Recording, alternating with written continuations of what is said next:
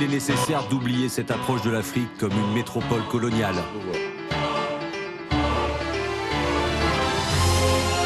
Actuellement, nous sommes là pour parler de l'avenir de nos peuples. Ceux qui n'aiment pas le danger, il faut qu'ils choisissent une autre activité. Salut, moi c'est Jonas Mayala. Je suis très heureux de venir encore aujourd'hui dans le cadre de la Géo du Sud nous présenter une petite analyse, une réflexion assez importante sur un point essentiel. Alors, je vais rappeler rapidement le but de la Géo du Sud. La Géo du Sud est là pour démocratiser le système de pensée des sudistes. Dire tout simplement aux sudistes qu'il est possible de développer les Suds plutôt que de venir ou d'aller se cramponner dans le pays du Nord pour vivre le développement du Nord. Aujourd'hui, je viens avec un élément. D'ailleurs, c'est un honneur pour moi puisque je l'ai déjà présenté dans des émissions précédentes, un peu d'une certaine façon. Je viens encore nous donner une information importante sur laquelle nous allons faire un débat. Depuis un moment, il y a beaucoup de pays européens qui commencent à prendre certaines mesures contre, on va dire, certaines minorités, certains peuples, certaines nationalités, et ça, c'est quelque chose de pas très nouveau. On le sait depuis un certain temps qu'il y a toujours des rivalités entre États, des rivalités entre blocs, des rivalités entre régions. Et là, ça fait 2 mois, peut-être 1 mois et demi, que l'Office des étrangers ici en Belgique a intimé l'ordre aux communes de retirer la nationalité aux enfants des Palestiniens, aux enfants nés d'ailleurs sur les sols belges. Je vais vous présenter les contextes et on va faire une petite analyse vite fait. Alors, ce que vous devez savoir, c'est que la Palestine n'est pas reconnue en Europe ici comme un État. D'ailleurs, au niveau des Nations Unies, la Palestine n'est pas un État. C'est pas reconnu comme un État. Ce qui veut dire que les parents palestiniens qui évoluent ici en Europe, et plus particulièrement en Belgique, dès qu'ils donnent naissance à un enfant ici sur le sol belge, l'enfant est reconnu comme apatride. Ça veut dire sans nationalité. Et la Belgique avait signé la convention de l'apatridie, ce qui veut dire qu'un enfant qui n'a pas de nationalité, qui vient de naître sur le sol belge et qui n'a pas de nationalité, la Belgique lui donne d'office la nationalité belge. C'est ce que veut dire cette convention de l'apatridie. Et puisque la Palestine n'est pas reconnue comme un État, un enfant qui naît sur le sol belge des parents palestiniens est d'office belge. Et c'est ce qui s'est fait de fait. Tous les enfants nés sur le sol belge des parents palestiniens sont de Belges et ont reçu la nationalité belge. Mais sauf que il s'est passé depuis un certain temps l'Office des étrangers, qui est l'organe spécialisé pour réguler les affaires des étrangers, a donné l'ordre aux communes de retirer cette nationalité. Et pourquoi cette décision? C'est ça notre point de réflexion. Selon l'Office des étrangers, ça c'est l'explication que l'Office des étrangers a pu fournir, c'est que même si la Belgique a déjà signé cette convention de l'apatridie, le parent, on va dire les Palestiniens, ont été reconnus comme ayant une nationalité auparavant. Et quelle est cette nationalité? C'est la nationalité palestinienne, ce qui est en contradiction avec le fait que la Palestine ne soit pas reconnue comme un État en Europe. C'est une contradiction qui ne dit pas son nom. En réalité, c'est qu'on a fait le lien avec les conflits israélo-palestiniens. Quelle est cette coïncidence? Que c'est seulement quand il y a un conflit en Israël entre Israël et la Palestine que l'Office étranger va donner cet ordre commun. C'est très fort. C'est très fort. Plusieurs avocats font effectivement le lien, tout géopoliticien. Moi, je fais carrément le lien avec les conflits en Israël. Un élément important à retenir ici, d'ailleurs, les experts l'ont dit, c'est que l'Office des étrangers n'a aucun droit, aucune compétence de traiter une affaire des nationaux. L'Office des étrangers traite des dossiers des étrangers. Ces enfants ayant la nationalité belge, l'Office des étrangers n'a aucune compétence sur leur dossier. Aucune compétence, ce sont des Belges. L'Office des étrangers traite des dossiers des étrangers, des migrants, et non des Belges. Et ce qui veut dire qu'à l'étape où nous sommes, ces enfants n'ont plus de nationalité. Parce que la Palestine n'est pas un État, il n'y a pas de nationalité palestinienne, ces enfants se retrouvent encore une fois de plus des apatrides. Ça veut dire sans nationalité. La question c'est, est-ce que vous vous rendez compte du niveau de la méchanceté ou de la discrimination que ces enfants sont en train de subir à l'heure actuelle ici en Belgique?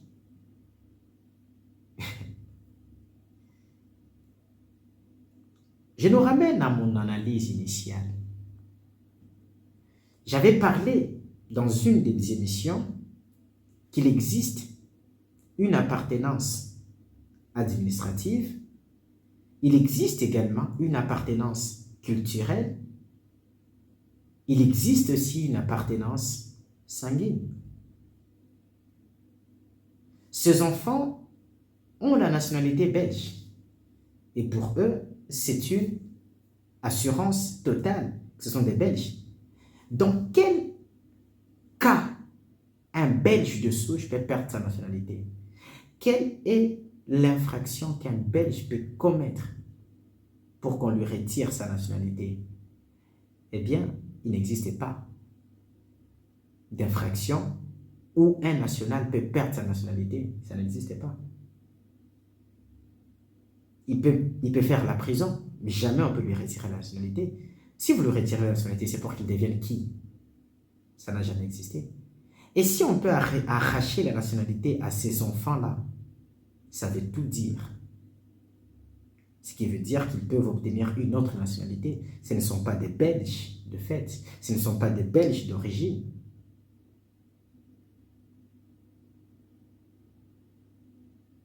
On ne peut pas retirer à un national sa nationalité. Jamais, jamais en droit. On ne peut retirer la nationalité qu'à un étranger. Quelqu'un qui a une autre nationalité. Quelqu'un à qui on reconnaît une autre nationalité.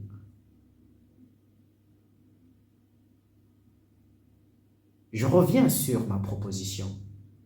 Chers sudistes, partout où vous évoluez dans les pays développés, sachez que le système ne vous reconnaît pas comme faisant partie du peuple autochtone. Jamais. Je l'avais dit et je le redis, que cette situation nous réveille. Vous tous, enfants des sudistes, vous êtes nés sur le sol belge, français, américain, canadien, ou je ne sais pas moi, où. Sachez que le système de ce pays ne vous reconnaît pas comme français, ne vous reconnaît pas comme belge, ne vous reconnaît pas comme allemand, ne vous reconnaît pas comme américain, ne vous reconnaît pas, ne vous reconnaît pas, ne vous reconnaît pas. Et pour une décision, par une décision qui peut être prise de quelque part, on peut vous retirer votre nationalité. Ce qui vient d'arriver à ces enfants palestiniens peut arriver à n'importe qui. Le peuple palestinien aujourd'hui est en train de vivre une tragédie sans précédent. Des bombardements tous les jours.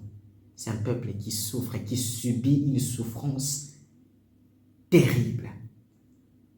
Est-ce que ce peuple-là mérite-t-il encore de subir cette souffrance sur le sol européen? Non, soyons humains. Où est les droits de l'homme qu'on nous chante tout le jour? Où est-il ces droits de l'homme? Si au-delà de ce que le peuple palestinien subit tous les jours, aujourd'hui, ça fait maintenant plus de 2 mois, sans cautionner ce que le Hamas a fait sur Israël. Parce que nous connaissons un peu le contexte. sur la bande de Gaza. Le Hamas, c'est un groupe rebelle palestinien, on est d'accord. Mais ce groupe-là s'est rébellé contre le pouvoir politique palestinien et a pris quelques villes de la Palestine, s'est autoproclamé comme le seul pouvoir politique, administratif et militaire sur ces villes-là.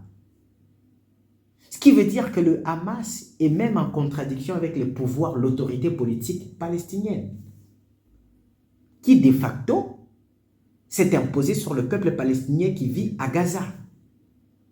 Mais comment s'en prendre? Pourquoi s'en prendre à tous les Palestiniens et même aux Palestiniens qui vivent à l'étranger? Ça, c'est quelque chose qui doit nous interpeller.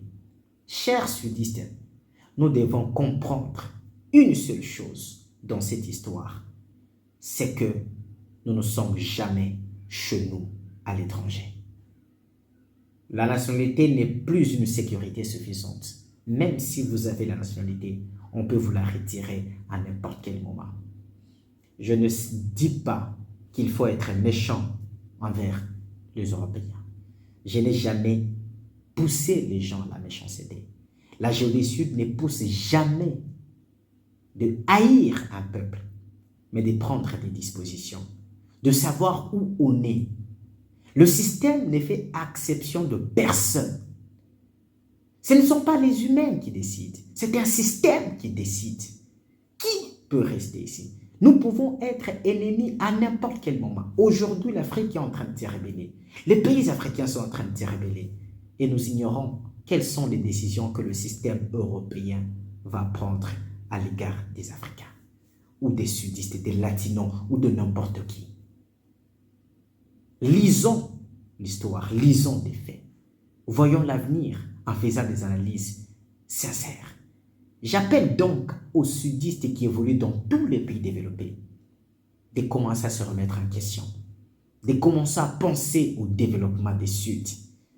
C'est la seule solution durable. Parce que nous sommes dans un monde qui réfléchit en termes de la durabilité. Si les gens sont en train de discuter à Dubaï lors de la COP28, c'est pour penser un développement durable. Et la solution la plus durable, c'est développer chez soi. Nous pouvons mener des combats et des luttes dans le pays développé, mais tant que nos pays resteront sous-développés, ces luttes ne pourront nous donner que des victoires temporaires. Des victoires temporaires. Des victoires de très courte durée. De très courte durée. Pensons-y. Réfléchissons-y. Développons les Suds. Nous compatissons avec ces enfants-là. La lutte pour ces enfants-là, elle vient de commencer.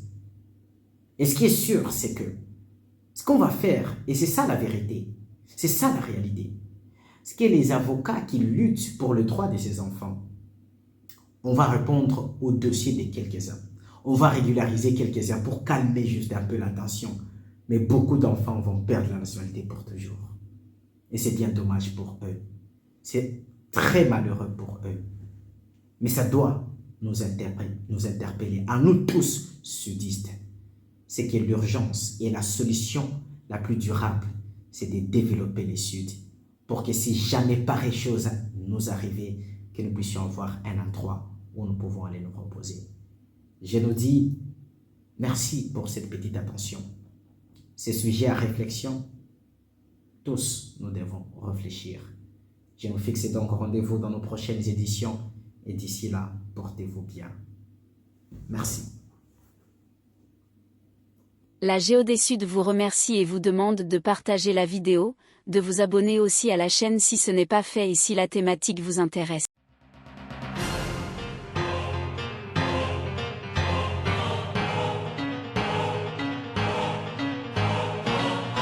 Il est nécessaire d'oublier cette approche de l'Afrique comme une métropole coloniale. Actuellement, nous sommes là pour parler de l'avenir de nos peuples. Ceux qui n'aiment pas le danger, il faut qu'ils choisissent une autre activité.